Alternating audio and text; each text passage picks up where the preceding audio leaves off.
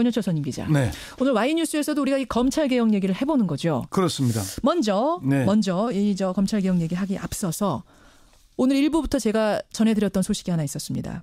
부적절한 술자리. 그러니까 국정농단 사건을 수사 지휘했던 그 팀하고 검찰국장, 어떤 검찰국장 인관이 우병우 수석하고 뭐 1000차례가 넘게 통화했다는 굉장히 가깝다는 그 검찰국장하고 같이 술자리를 가지고 그 팀들끼리 서로 뭐 금일봉을 주고받고 이게 뭐 어떻게 됐다는 거예요? 뭐 일단 이 사건 자체가 그 박근혜 전 대통령하고 우병우 전 민정수석을 기소한 뒤에 한 나흘 뒤에 일어난 일입니다. 그 무렵이네요. 4월 21일. 그러니까 한창 검찰이 우병우 사단이 결국은 우병우 사단을 손대지 못하고 끝났다 이런 비판이 쏟아질 즈음에 일어난 일이거든요.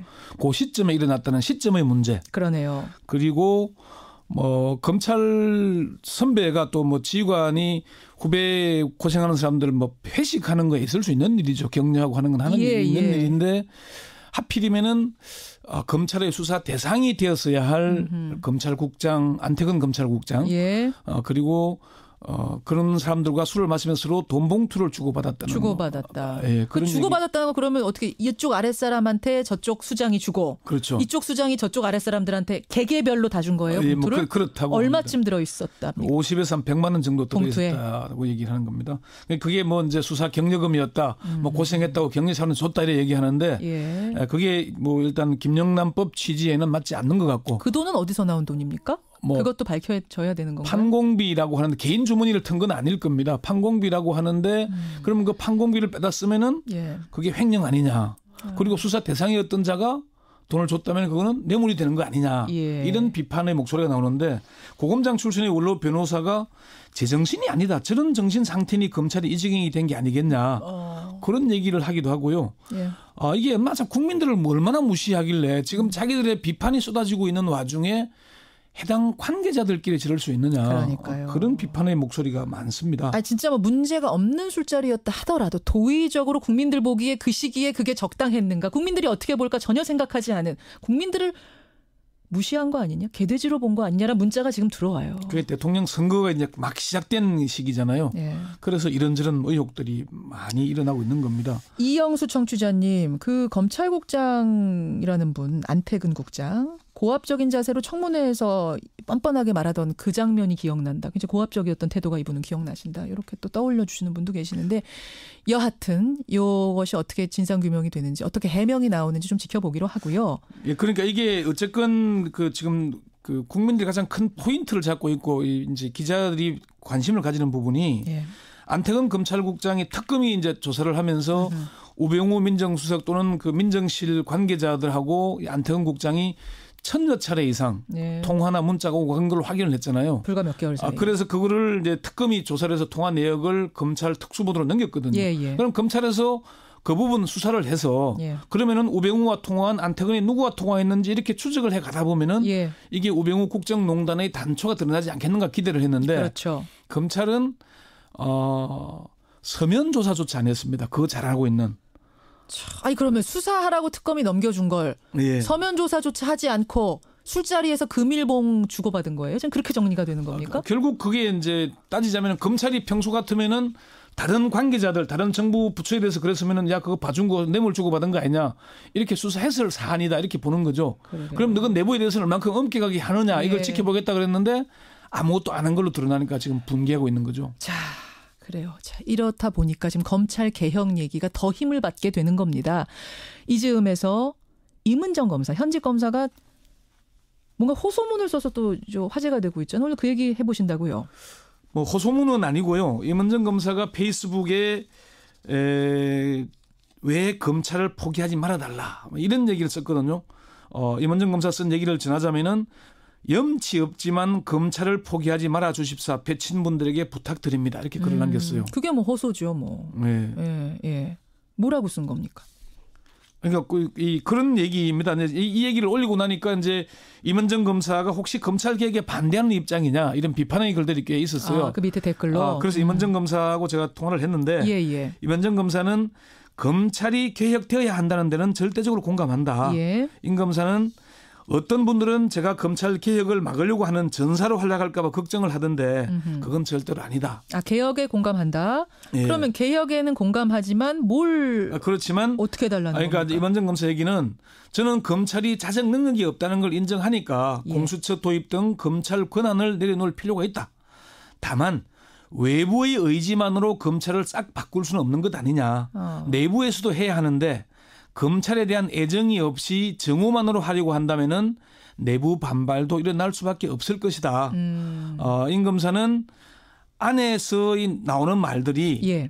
색안경 끼고 보지 말고 부작용에 대해서 사심없이 의견을 개진하는 것이니까 액면 그대로 봐달라. 예. 검찰 일부의 정치 검사들을 제외하고는 대다수가 검찰 개혁을 바라고 있다. 이런 취지의 얘기를 한 겁니다. 정리하자면 일방적으로 밀어붙이는 하향식 개혁, 칼 휘두르는 식 개혁이 아니라 검찰 내부와 함께 같이 개혁하자 뭐 이런 의미로 받아들이면 되나요? 그렇습니다. 임 검사는 인치를 통해서 사람을 가는 개혁은 일시적인 거잖아요. 예. 제도를 통한 개혁이 이루어져야 한다. 지금 정부에서 손해볼 각오를 해야 한다. 네. 이렇게 얘기를 하면서 과거의 예를 떠올렸어요.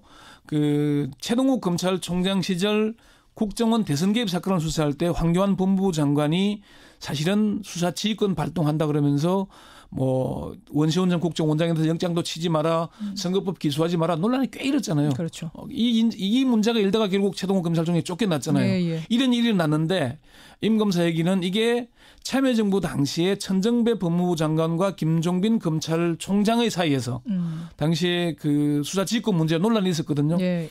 그때 분명하게 법무부 장관의 검찰총장 지휘는 서면으로 하도록 명시했더라면은 황교안 장관이 그렇게 할 수 있었겠느냐. 제도로 돼 있었다. 규정돼 있었다면. 그래서 제도로 바꿔야 된다.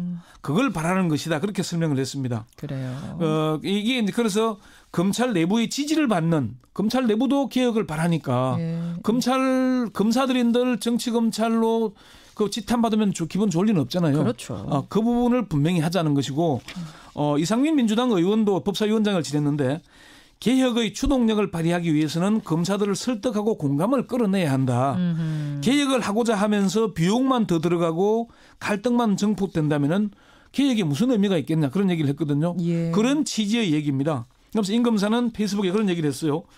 우리 검찰을 대통령을 위한 검찰을 위한 검찰이 아니라 대한민국의 검찰로 바로 세울 의지와 선한 지혜를 가진 법무부 장관과 검찰총장이 왔으면 좋겠다. 정치 검찰의 오욕은 출세의 대가를 받는 일부 정치 검사들을 제외한 대부분의 검찰 구성원에게도 너무나 치욕스럽고 고통스러워서 벗어 던지고 싶은 행구에 불과하다. 그렇죠. 그런 얘기를 한 겁니다. 그럼요. 예. 좋은 검찰 왜 없겠습니까? 좋은 검사가 왜 없겠습니까? 일부의 정치 검찰들이 그야말로 전체에 먹칠을 하고 해왔던 게 지금까지. 그게 이제 일부의 검찰이라기보다는 검찰의 상당수 고위층, 잘 나가는 엘리트 검사들이 줄을 서다 보니까 인사 혜택을 받기 위해서 결국 인사제도 개혁이 핵심이다. 그런 얘기들이 많이 있잖아요. 그렇죠. 예, 그래요. 그래서 임 검사의 이제 호소문 얘기를 하셨는데 오늘 Y에서 조금 더 들어가 볼 부분은 어딘가요? 지금 이제 차기 검찰총장이나 뭐 이 법무부 장관이 누가 될 것인가 이게 결국 검찰 개혁이 어떻게 될 것인가에 중요하죠. 바로미터 아니겠어요? 그렇죠. 지금 이제 뭐 학자 출신인 조국 민정수석이 임명됐고 검찰총장도 지금 이제 누가 될 것이냐 정치인이 될 것이라는 얘기가 많이 나오는데 이게 그래서 뭐 정치인 장관 출신 중에 뭐 민주당의 이상민 의원, 박범계 의원 등이 거론되고 있기도 하고 검사 출신을 꼭 가야 되느냐. 심지어 검찰총장마저도 법에 규정된 거는 꼭 검사해야 된다는 법이 없거든요. 판사, 검사, 변호사 15년 이상이면 되게 돼 있거든요. 그래서 획기적으로 바꾸기 위해서는 검사 출신 이게 검사 출신이 되면은 조직 이기주의에 매몰될 가능성이 높지 않습니까? 그래서 검사 출신이 아닌 걸로 가야 되지 않느냐? 검찰총장인데 검사 출신이 아닌 사람 얘기도 나와요? 그게 법에는 가능하게 돼 있습니다. 와, 아직도 파격적인 아직도 그런 적이 없기 때문에 심지어 조홍천 의원도 검사 출신인데 이번에는 좀 파격적으로 이상적인 이론을 갖고 있는 사람이 가서 완전히 좀 바꿀 필요가 있다. 체질을 바꿀 필요가 있다. 그렇게 되면 외부에서 그렇게 들어가면 조직을 너무 몰라서 혹시 또 잘못 바꿀 가능성 없겠느냐라는 부작용도 우려는 해볼 법한데. 부작용 우려되죠. 그래서 아마 상당히 시간이 좀 꽤 걸리지 않느냐. 그래서 법무부 장관, 검찰총장, 하마평이 법조계에서는 오고 내리고 있지만은 예. 청와대 주변에서 아직 나오지 않고 있는 이유 아닌가 그렇게 봅니다. 그렇군요. 한 분이 문자 주셨어요. 네. 그 아까 전에 우리 술자리요. 네. 그 부적절한 술자리. 그게 차기 검찰총장 선임을 위한 어떤 그런 자리는 아니었습니까? 라는 의혹의 문자 주셨는데 이게 뭐 가능성이 어쨌건 있습니까? 이영렬 서울중앙지검장이 문재인 수석 대통령이 민정수석일 때, 비서실장일 때 예. 사정비서관을 했거든요. 예. 그 인연 때문에 총장 후보군으로 거론은 되고 있어요. 그런데 법무부 검찰국장은 당연직 총장 추천위원입니다. 예. 그래서 그런 혹시 짬짬이 거래 의혹이 되는 건 아닌가. 그래서 이런 그런 의혹들도 거군요. 제기되고는 있죠. 어쨌든 해명이 필요해 보이네요. 예. 해명이 아니라 수사가 필요하다는 지적이 많습니다. 이거는 수사가 필요한 네. 정도의 술자리였다. 어떻게 생각하십니까? 권영철 선임 기자. 수고하셨습니다. 네.